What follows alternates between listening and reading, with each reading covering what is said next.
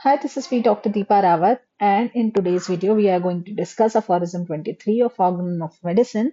Before that, if you have not subscribed to the channel yet, आप पिछली videos देख के अंदाजा लगा सकते हैं कि इस चैनल पे ऑर्गन को कितना सिंप्लीफाइड वर्जन में समझाया जा सकता है। एंड ऑर्गन के नोट्स हमारे टेलीग्राम चैनल ऑर्गन नोट्स में मिल जाएंगे। कोई क्वेश्चन है तो वो प्रेप ऑर्गन पे आप मुझसे पूछ सकते हैं, ईमेल एड्रेस दिया हुआ है। मेरा जो टेलीग्राम चैनल है उसमें मैंने एक व्हाट्सएप जो ग्रुप है उसका लिंक भी डाला हुआ है। आप व्हाट्सएप ग्रुप भी ज्वाइन कर सकते हैं अगर डिस्कशन या कोई क्वेश्चंस आपको डायरेक्टली पूछने हो तो।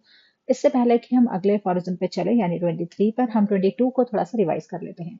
अफोरिज्म 22 में डॉक्टर हैनिमन ने बताया है कि to cure the disease we need to get the medicine which can produce symptoms similar, either similar or opposite to the disease. ठीक है, तो उन्होंने बोला कि क्योर करना है अगर किसी डिसीज को तो हमको ऐसे मेडिसिन की जरूरत है जो हेल्दी ह्यूमन बीइंग पे सिमिलर या फिर ऑपोजिट सिम्टम प्रोड्यूस कर सके, जो उस टाइम की बात थी। तो अगर सिमिलर सिम्टम्स की बात आएगी तो हम होम्योपैथी चूज करेंगे, अगर ऑपोजिट सिम्टम्स की बात आएगी तो हम एंटीपैथी मोड ऑफ ट्रीटमेंट को चूज करेंगे। अब अफोरिज्म 23 में डॉक्टर हैनिमन ने इसको और ज्यादा इलेबोरेट किया है, क्योंकि उस टाइम पे यही मानना था कि अगर हमको क्योर करना है तो हमको या तो सिमिलर सिम्टम्स वाली मेडिसिन देनी है या ऑपोजिट सिम्टम वाली मेडिसिन देनी है। उन्होंने ये भी कहा था उस अफोरिज्म में कि ये एज अ होम्योपैथ हमको डिसाइड करना है कि क्योर कौन से मेडिसिन से होगा, सिमिलर सिम्टम वाली मेडिसिन से क्योर ज्यादा जल्दी होगा या अच्छा होगा, या फिर ऑपोजिट सिम्टम वाली से होगा। ये आपको डिसाइड करना है एज अ होम्योपैथ। अब यहाँ पे 23 में वो एंटीपैथिक मोड ऑफ ट्रीटमेंट के बारे में बात कर रहे हैं और ये बताने वाले हैं कि किस तरह से एंटीपैथिक मोड ऑफ ट्रीटमेंट खराब है या वो किस तरह से एक परफेक्ट क्योर नहीं दे पाता हमको। ठीक है, so let's begin with reading the aphorism. बहुत सिंपल और इजी अफोरिज्म है। अब he said that all pure experiences and all the accurate researches हमको कन्विंस कर देता है that persistent symptoms of disease जो बहुत टाइम से चले आ रहे हैं far from being removed and annihilated by opposite symptoms of medicine, बहुत दूर दूर तक की बात है कि वो उसको क्योर कर सके। ऐसे सिम्टम्स जो बहुत टाइम से चलते आ रहे हैं, ये हमने वो कहते हैं ये हमारे एक्सपीरियंस से और हमारे रिसर्च से हमको पता चला है कि ऑपोजिट सिम्टम्स प्रोड्यूस करने वाली मेडिसिन कभी भी लॉन्ग स्टैंडिंग डिजीज को क्योर नहीं कर सकती, इसको एनिहिलेट नहीं कर सकती एज इन द एंटीपैथिक। अब ऑपोजिट मेडिसिन का सिस्टम कौन सा है? एंटीपैथिक, एनेंशियोपैथिक और पैलिएटिव मेथड उसको बोला है। ठीक है, वो कभी भी क्योर नहीं कर सकती। दैट ऑन द कॉन्ट्री, बल्कि वो करेगी क्या? After transient apparent elevation they break forth again.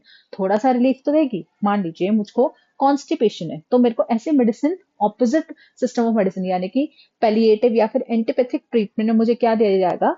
ऐसी मेडिसिन दी जाएगी जो हेल्दी ह्यूमन बीइंग पे डायरिया कॉज करती है। तो मैंने वो मेडिसिन खाया और मेरा कॉन्स्टिपेशन थोड़े टाइम के लिए रिलीफ हो गया, एक दो दिन के लिए मुझे बेटर फील होने लगा।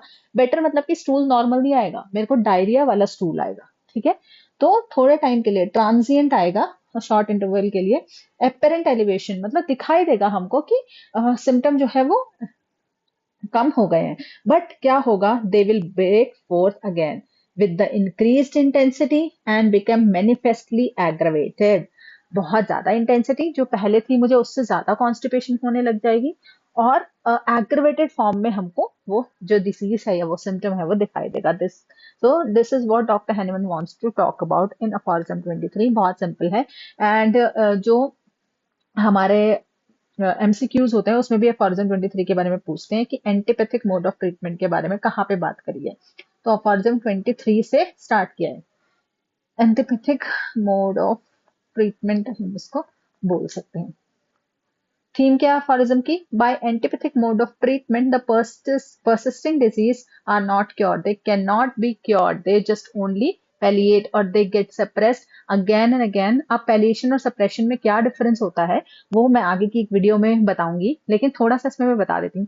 पैलिएशन में होता है कि एक शॉर्ट टर्म के लिए पेशेंट को रिलीफ आ जाता है उस सिम्टम का।